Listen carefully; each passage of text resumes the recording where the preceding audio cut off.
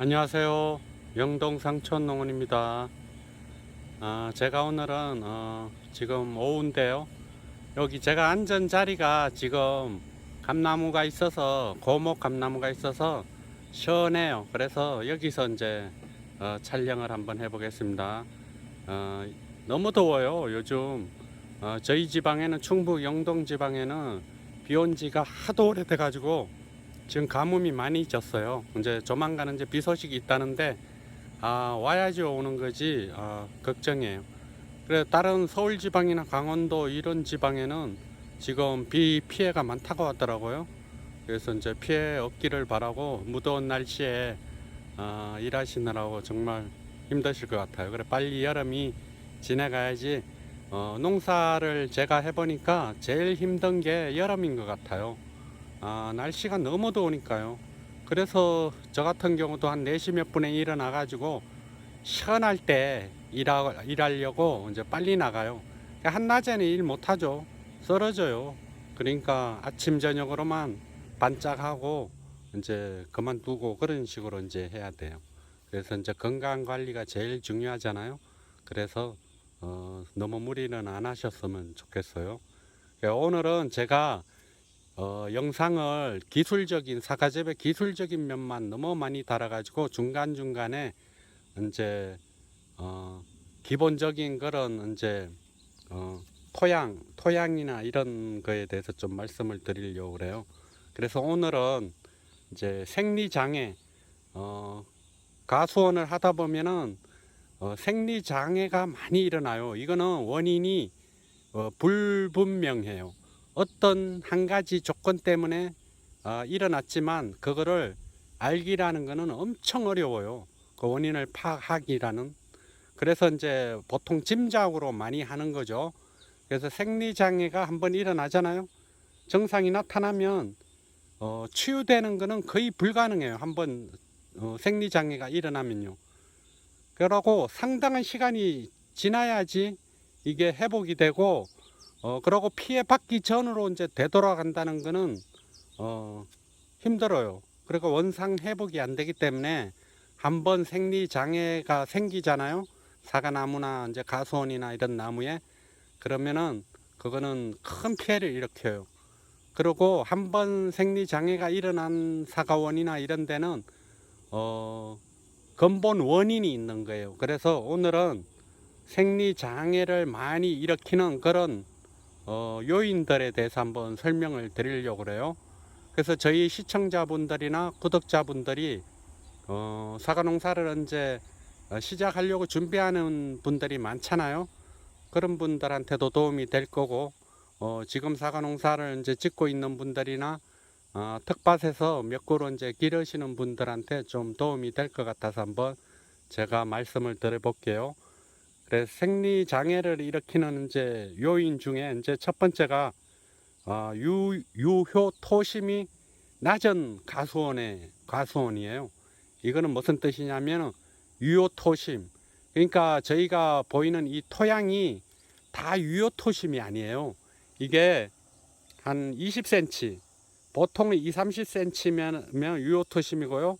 나머지는 어떻게 보면 굳은 땅 있죠.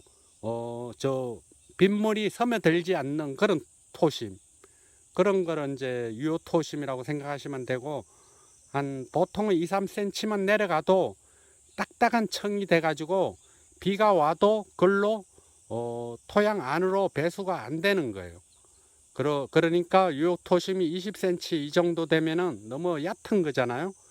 유효 토심을 이제 깊게 만들어야 돼요. 그리고 유효 토심이 낮을 경우 생리 현상이 많이 일어나요. 왜 그런가 하면 유효토심이 이제 낮다는 거는 뿌리도 그만큼밖에 못 내려가는 거예요. 뿌리가 토양이 딱딱하기 때문에 이 식물들 뿌리들이 그 안으로 내려갈 수도 없고요. 그리고 설령 내려간다고 해도 거기는 유기질이나 좋은 그런 영양분이 없겠죠. 그래서 유효토심이 이제 깊은 게 엄청 중요해요. 뿌리가 지표면만 있으면은 건조하다든지 이러면은 바로 생리장애가 일으켜요.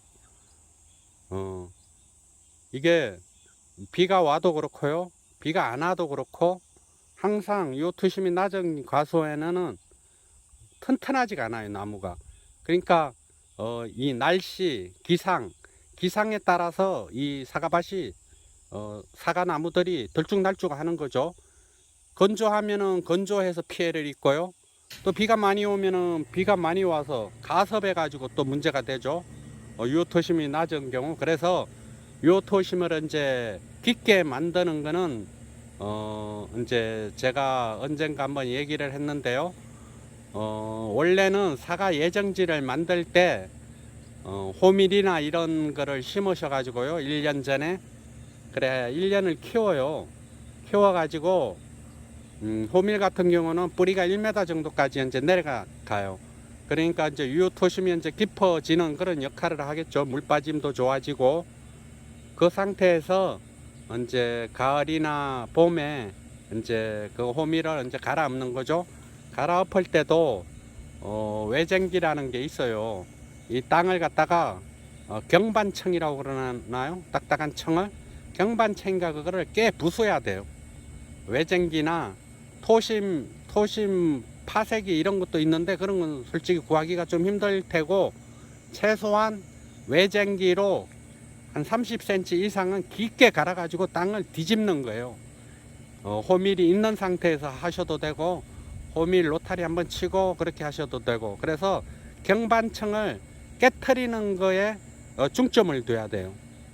그런 다음에 이제 땅 pH를 이제 사과나무 적합한 pH 산도를 맞춰야 되잖아요. 그래서 사과나무가 이제 생육하기 제일 좋은 그런 pH는 6.0에서 6.5라고 그래요. 그래야지만 이 뿌리들이 저희가 비료를 주거나 퇴비를 주거나 그랬을 때 제일 뿌리가 영양분을 이제 그 섭취를 할 수가 있는 거예요. 뿌리들이. 그래서 이제 잎으로 전달하고 가지로 전달하고 과일로 전달하고 근데 pH가 맞지 않으면요 아무리 거름을 많이 하고 비료를 바닥에 많이 줘도 그거를 뿌리들이 그거를 섭취할 수가 없어요. 그러니까 바로 생리장애를 일으키겠죠. 생리장애라는 거는 불분명한 그런 원인이에요. 갑자기 시들시들해서 죽는다든지 엽서 현상이 일어난다든지 그러니까 병 때문에 걸리지 않고 그냥 이유 없이 시들시들해지고 나무가 힘이 없고 그래요. 세력이 약해지는 거죠. 그러다가 잎이 말라 죽는다든지 이제 그런 걸 모든 걸 통칭해서 생리적인 장애라고 이제 얘기를 하는 거예요. 그래서 첫 번째로 제일 중요한 게 유효토심이 깊은 가수원을 만들어야 돼요. 그래서 제가 말한 대로 최소한 그 정도는 해야 되고요. 그리고 배수가 안 되는 땅은 이제 포크레인 하루 빌려 가지고 한 1m 정도 사과나무가 심는 그 골, 그러니까 그 골을 이제 유공간을 묻는 거죠.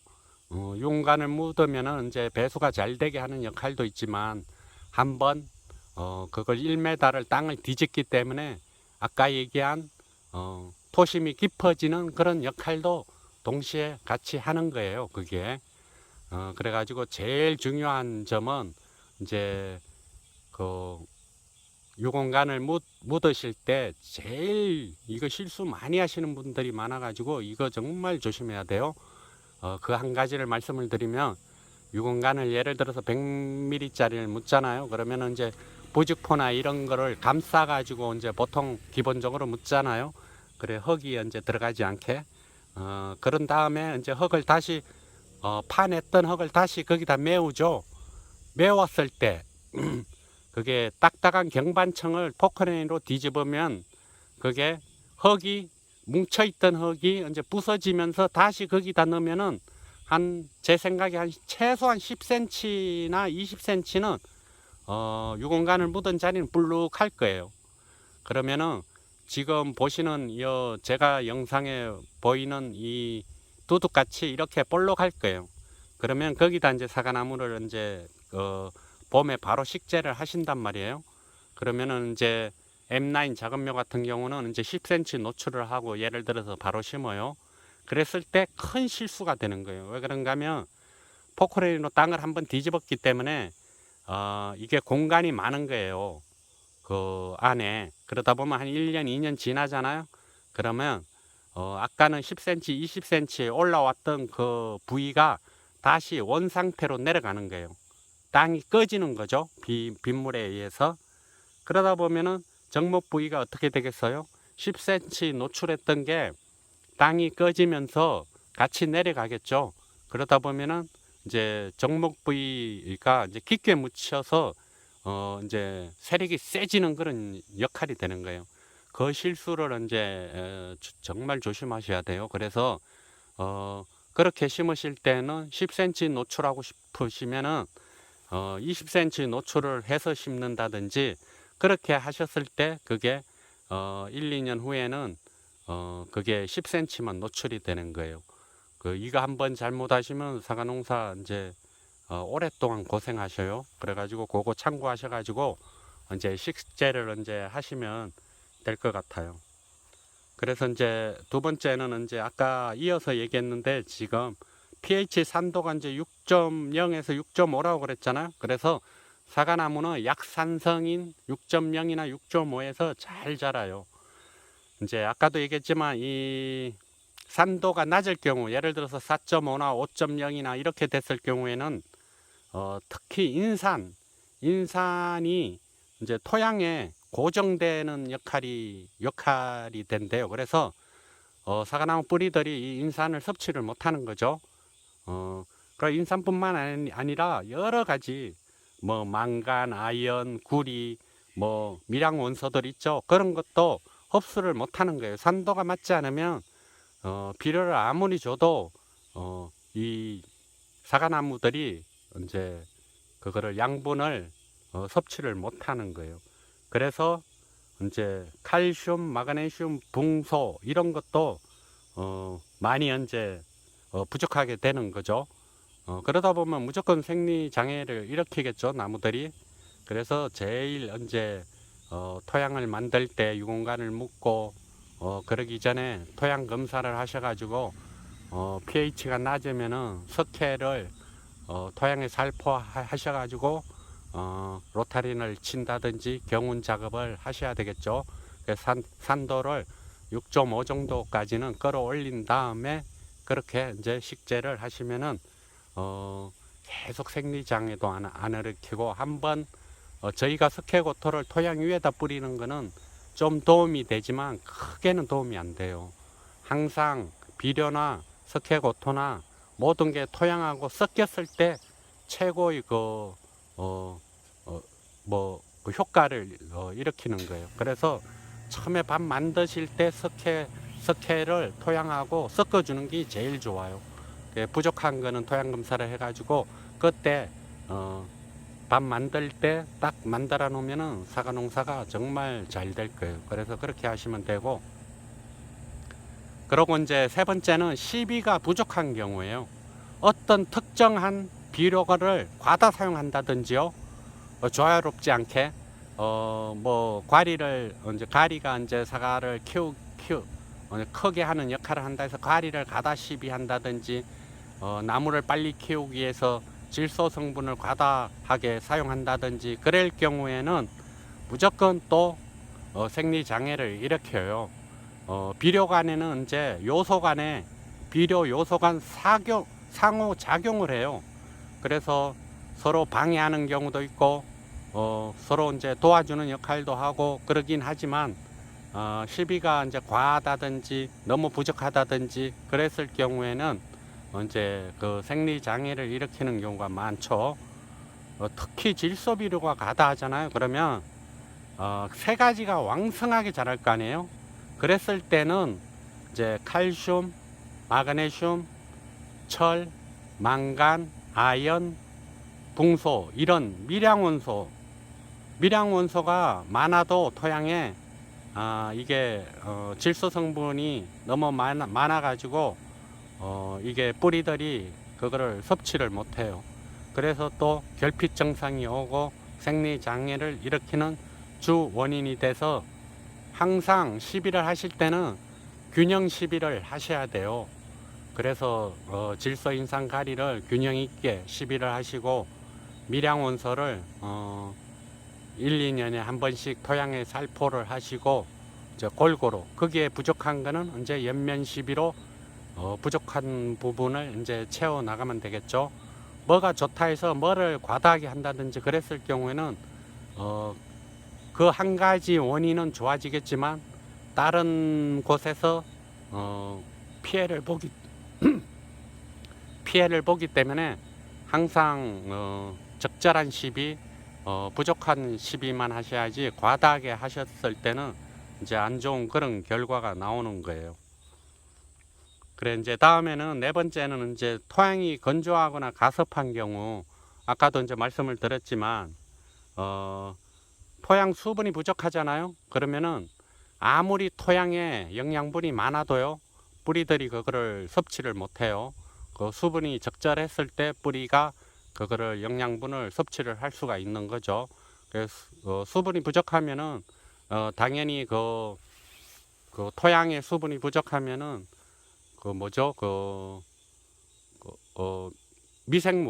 미생물들도 활동을 잘 못하기 때문에 이 거름이나 탭이나 이런 거를 분해 능력이 떨어지잖아요. 그래서 수분이 적절할 때 미생물도 활발하게 활동을 해가지고 이제 탭이나 이런 거를 이제 분해를 시키는 거죠. 뿌리들이 이제 섭취하기 좋게끔 최상의 조건으로 만들어줬을 때 이제 뿌리들이 잘 그거를 섭취를 해가지고 건강한 사과가 되는 거예요. 그래 건조해도 생리장애를 무조건 일으켜요. 그리고 이제 가섭할 경우 이제 수분이 너무 많을 때도 당연히 생리장애를 일으키죠. 여름철 특히 장마철에 가섭이 되잖아요. 그러면은 뿌리가 호흡을 하기가 힘들어요. 이 가섭하면은 뿌리가 제일 중요하잖아요. 근데 가섭하면은 뿌리가 호흡을 못하고 뿌리가 더 심하면은 이제 죽는 거죠.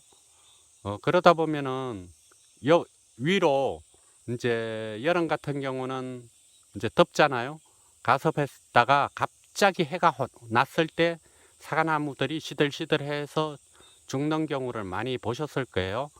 그것도 이제 생리장애인데 그것도 이제 뿌리가 이제 물에 많이 잠겨 있고 수분이 가섭했을 때 뿌리가 호흡을 못하고 자기 살기도 바쁜 거예요. 그러니까 영양분을 수분을 가지나 잎이나 가일에 전달을 못 하겠죠. 더 심하면은 이제 뿌리도 이제 죽으니까요. 잔뿌리에서 모든 양분을 이제 흡수를 하는데 호흡이 곤란하면은 잔뿌리들이 다 죽을 거 아니에요. 그러면은 수분을 위로 올려줘야 되는데 못 올려줘서 못 올려줄 거 아니에요. 그런데 그 다음날 비 온 다음에 장마진 다음에 막 30 몇 도가 되잖아요. 그러면은 저 사과 잎들이 호흡을 하잖아요. 호흡을 하면서 수분을 방출을 하잖아요. 방출을 하면은 수분이 그 부족분 수분이 땅 밑에서 뿌리를 통해서 올라와야 되는데 못 올라올 거 아니에요. 그러다 보면은 이제 잎이 항아 현상이 난다든지 엽소 현상이 생긴다든지 타 들어가는 거죠. 그리고 과일도 마찬가지고요. 낙과도 일어날 수 있고 여러 가지 생리 장애를 일으킬 수가 있어요. 그래서 사과밭, 과수원밭은 배수가 잘 되는 게 제일 좋아요. 그래서 저도 어쩔 수 없이 일하기는 불편해도 이렇게 두둑을 만들었어요. 그래서 이제 두둑을 이래 만드니까 확실히 생육 상태나 모든 게 좋아요. 평지에 심는 거하고는 하늘과 땅이라고 생각하시면 돼요. 이 두둑을 하신. 저는 참고로 유공간은 안 묻었어요. 여기가 경사가 살짝 졌어요. 다. 저쪽 옆에 부사 M9 작은묘 사과밭도 살짝 한 5도 몇 도 조금은 졌어요. 그래서 두둑까지 해놨으니까 배수 잘 되겠죠. 그리고 밑에 뭐 지하수가 흐른다든지 그런 밭이 아니에요. 제가 이 사과밭을 워낙 오랫동안 경작을 해봤기 때문에 이 토양에 대해서는 잘 알아서 저는 유공간을 이제 묻지는 않았어요. 그 참고하시면 될 것 같고, 그래서 토양이 건조하거나 가습한 경우도 이제 심하게 이제 생리장애를 일으킬 수도 있다는 거 항상 제가 얘기하잖아요. 기본에 충실해야 된다고. 제가 지금 얘기하는 모든 거는 어떻게 보면 기본이라고 생각하셔야 돼요. 그래야지만 사과 농사가 잘 되지. 지금 얘기하지 않은 거 그렇게 안 하고 사과나무를 심었을 때 사과나무에 이상이 있을 때 그거를 바로 잡는다는 거는 아주 힘들어요. 비료를 많이 한다든지 뭐 영양제를 매일 연면 시비를 한다든지 경영비가 엄청 들어가겠죠. 경영비가. 그래도 지금 얘기한 이 토양 관리를 제대로 했을 때하고는 천지 차이예요. 돈은 많이 들어가도 아무런 영양제, 좋은 영양제는 없어요. 뿌리가 건강해야지 식물은 건강한 거예요. 잎을 보면은 뿌리 상태를 알 수 있다고 그랬잖아요. 잎을 보면은 눈에 보이지 않는 뿌리 상태가 지금 어떤지, 뿌리 분포도가 어떤지 그것까지 다 알 수가 있는 거예요. 지금 보이는 이런 사과나무 같이 수세가 좋은 거는 당연히 뿌리가 활발하겠죠. 잔뿌리도 많고. 그런데 앞에 저 보이는 약간 수세가 약한 나무는 뿌리 발달이 좋지 않기 때문에 저렇게 수세가 약간 약한 거예요. 그러니까 잎을 보면은 뿌리를 알 수가 있는 거예요. 그러니까 뿌리를 튼튼하게 하기 위해서는 토양이 제일 중요해요. 토양 아까 얘기한 그 유효투심이 현재 깊은 가수원을 만들어야 되고요. pH 산도를 6.0에서 6.5로 만드셔야 되고 가습하지 않은 땅, 배수가 잘 되는 땅을 만들어야 되고요. 그게 제일 중요하다고 생각이 들어요. 토양을 한번 잘 만들고 사과나무를 심었을 때는 관리하기도 편리하고 이제 병이나 생리장애나 이런 게 안 오고요. 그리고 아주 품질 좋은 고품질 사과를 생산할 수가 있어요. 이게 그래서 사과 농사를 계약하시는 분들이나 이런 분들은 제가 오늘 말한 거를 좀 참고하셔가지고 대비책을 철저히 이제 하셔가지고 사과나무를 심기를 바래요. 아무리 급해도 준비 안 된 상태에서 안 된 토양에다가 사과나무를 1년이라도 빨리 심고 싶은 마음에 준비 안 된 그런 상태에서 나무를 심잖아요. 그러면은 후회를 많이 하실 거예요. 이거는 한번 심으면 돌이킬 수가 없기 때문에 사과나무라는 거는 이제 깊게 생각하셔가지고 사과나무 과원을 잘 조성하셔가지고 그렇게 심기를 바라겠습니다. 예, 오늘은 생리장애에 대해서 한번 말씀을 드렸어요. 저도 이제 사과밭 한 군데가 아주 안 좋은 밭이 있다고 그랬잖아요. 거기에 작년에 엽소 현상을 겪어봤기 때문에 제가 그 공부를 좀 많이 했어요. 생리장애에 대해서. 그래서 원인은 이제 생리장애인 거예요. 배수가 안 된다든지 pH 산도가 낮다든지 유효토심이 낮다든지 그러다 보니까 인산이 부족하고 가리가 부족해서 제가 또 너무 수세를 약하게 키우잖아요. 그래서 이제 그런 현상이 난 거고, 그리고 또 원인 중에 하나가 가다 착가를 작년에 좀 많이 한 상태에서 또 비가 자주 왔죠. 뿌리 활동이 약하죠. 착가는 많이 시켰죠. 잎들은 활동을 못하죠. 뿌리들은 제 기능을 발휘를 못하겠죠. 비가 자주 오니까. 그래서 엽소 현상이 왔다고 생각이 들어요. 그래서 올해는 장마 저기 전에 좀 보통 때보다는 수세를 강하게 키웠어요. 또 한번 실험을 해봐야죠. 올해도 또 엽소 현상이 오면은 제 방법이 이제 틀린 거고, 작년에는 수세가 너무 약했던 거예요. 사과를 과다 착가시킨 상태에서 수세를 너무 내년을 생각해서 꽃눈 도장지 안 생기게 하려고 그렇게 했던 것 같아요. 제 나름대로 내린 결론이 그런 거예요. 그래서 이제 올해는 조금 시비도 조금 작년에보다는 더 했고, 제 나름대로 인상가리도 연면 시비했고, 항상가리도 했고, 밀양원소도 봄에 비싼 거 했고, 여러 가지를 했어요. 그래서 저도 이제 우리 구독자분들이나 시청자분들 도움되라고 영상을 제가 올리면서 저도 공부를 같이 많이 하게 돼요. 그래서 항상 감사드리고 시청해 주셔서요. 영동 상촌농원 항상 사랑해 주시고 그래서 감사하게 생각합니다. 저도 같이 공부 많이 해서 조금이라도 도움이 되게끔 그렇게 영상을 만들어 보겠습니다. 예, 오늘은 여기까지 하겠습니다. 좋은 하루 되세요. 감사합니다.